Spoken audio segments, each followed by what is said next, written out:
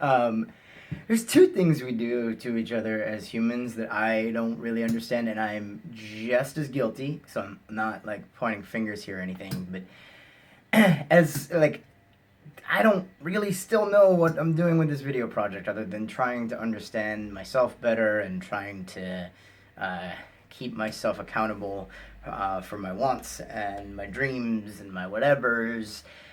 But there's two things that are just kind of on my mind about what we do to each other and to ourselves that I like logically makes no sense, but yet continuously, perpetually, we do this to each other. One being that when you either you've already made plans with somebody or someone's trying to make plans with you, and rather than just being honest and saying, hey, like I really just kind of wanted to have some downtime or spend time with myself, or, I'm not really interested in doing that thing because of I'm believing it's because of our fear to offend people. Instead, we come up with excuses, but convince ourselves that they're not excuses, that they're reasons, and maybe they kind of are, and maybe that line between reason and excuse is so, like, you know, infinite or finite. I don't know, one way or the other, somewhere in the middle.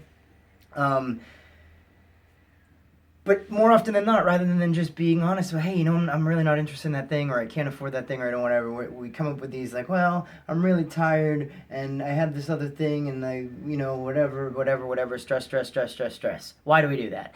And then the other thing that we do to each other is when you've got something on your plate that I could handle, or I have something that you could handle, and somebody suggests like, hey, do you want me to do that for you? Like, I could totally handle that. And we do the whole like, no, you know what, I got it. Don't worry about it. I can handle it. And then either prove that we can't handle it, or eventually turn to the other person and say, hey, you know what, actually, can you do that for me?